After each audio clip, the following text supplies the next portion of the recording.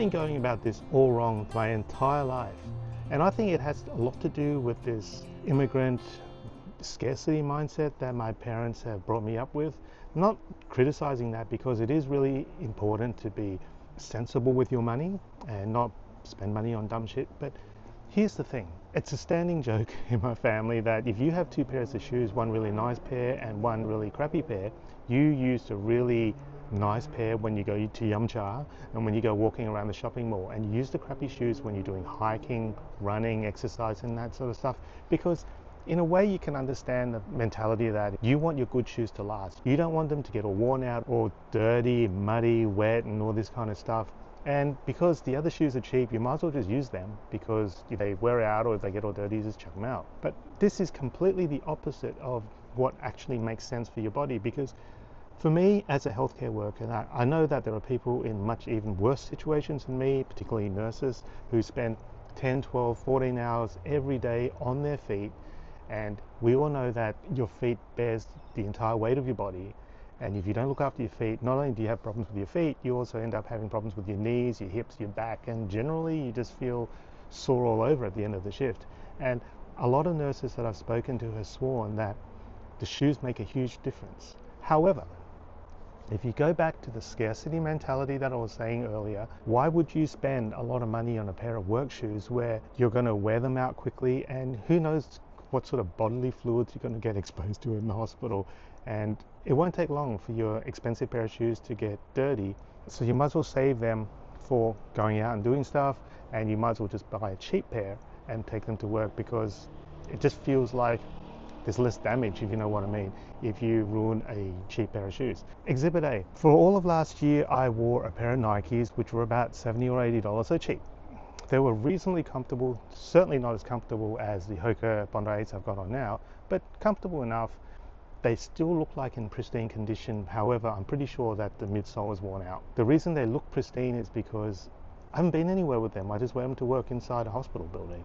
So on the outside, because I haven't spilled any crap on them, they still look almost brand new. I decided at the start of this work year that I would get a new pair of shoes to replace the old ones, because the year's a year and it's long enough, and I got these.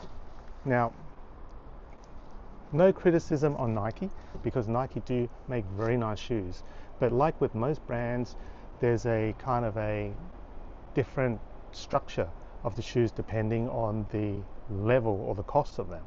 These were about 70 or 80 bucks, so bargain basement prices for Nike.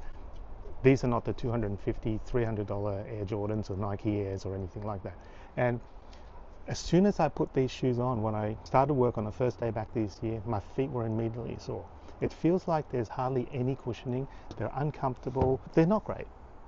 And I've decided that I would actually just invest in a pair of Hokas for work as well. Now, obviously, I can't wear the white ones I've got on right now because you're supposed to wear black shoes. I ordered a pair of black ones. Hoka Bondi 8s right now in Australia retail for about $200 because I can get them on sale. Their recommended price is about $260, but Hoka has actually phased them out now because they've just released the new Bondi 9s, and shockingly, they're $300 a pair. Now, that's a lot of money. Like, you can't do anything but accept the fact that $300 for a pair of shoes is a lot of money. Shoes are like cars. They don't get any cleaner, they don't get any newer, and the minute you start walking with them, running in them, exercising in them, they start to wear. And $300, it seems like a huge amount of money to spend on a pair of shoes, and right now, because they're brand new, you're not going to get any discounts for them. So $300 is what you'll be paying. Scarcity mindset: if you're going to spend $300 or $200 on a pair of shoes, you should save them for somewhere that is clean and that they will last forever. Sensibility mindset is that you should wear the $300 shoes to work, because that's where your feet are going to be most taxed, they're going to be most stressed, where you're going to be standing up the most, and that's where you're going to be best able to look after yourself. And that's the mindset I'm changing to, because I don't want sore feet. And I'm lucky and very grateful and fortunate to be in a position where I can afford the occasional pair of $200 shoes and not take that away from the money I need to look after my family and pay my bills. So if you're in a lifestyle where you need to protect your feet and that you can sensibly, reasonably, financially afford a pair of shoes, I would suggest that you buy a good, comfortable pair. It doesn't have to be Hokas. It doesn't have to be $200. You see, it's not about the price. It's about the comfort. And I like shoes with thick soles, like chunky soles, which are cushioning, whether it's the Sketcher memory foam ones with the arch fit, whether it's the Hokas, whether it's On Clouds, whether it's the Nike Airs, it doesn't matter. All this stuff is just like technology, some of which is a gimmick. I remember those Reebok pumps where you got to inflate the shoe. That was cool, but I felt like that was a little bit of a gimmick. But what you're looking for is a pair of shoes that fits your feet and makes you comfortable. Price, to a certain extent, should come second after comfort. Obviously, you're not going to be ridiculous about it, but I feel like if you want to take care of yourself, you've got to start spending money on yourself. $200 is a lot of money, but how many times have we spent $200 on a dinner? How many times have we blown $200 on buying a new outfit or buying a new piece of tech or going on vacation?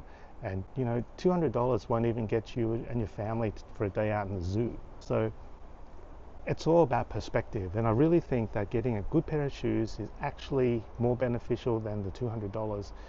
Again, if you're in a position where you can afford that $200 anyway and you were going to spend it anyhow, and it was just a matter of prioritizing what you would spend that $200 on. So these shoes, I'm going to still wear them, but I'm going to try to alternate them. The other thing is that you should not wear your same pair of shoes day in, day out. The theory is you need to give the shoes a bit of time for the cushioning to spring back. And if you wear the same pair of shoes, they're going to wear out easy, they're going to be less comfortable. So I'm going to alternate. Maybe I'll get to the point where I decide that it is so much more comfortable to wear the Hokas to work that I might buy a second pair and alternate them. But in the meantime, I'm going to alternate the Hokas when they arrive with these ones, and hopefully that makes a difference. Have a think about what it is that is your priority, and like I said, if you've got that money available and you were going to spend it on some other dumb shit, think about looking after your body and getting yourself a nice pair of shoes that are comfortable and that protect your feet and your knees and your hips. Realistically, a good pair of shoes should last you a minimum of 3 to 6 months. So it's not like it's a $200 once and done deal, like if you spent $200 and went to a restaurant tonight. So something to think about. I really like the Hokas and I'm really enjoying wearing them, and I feel really comfortable wearing them. That's the way I'm going to go. I have made wrong decisions about my shoes in the past, and I think I'm going to go with this one. So thank you for watching. Remember to like and subscribe, and I'll catch you next time in another video. Bye.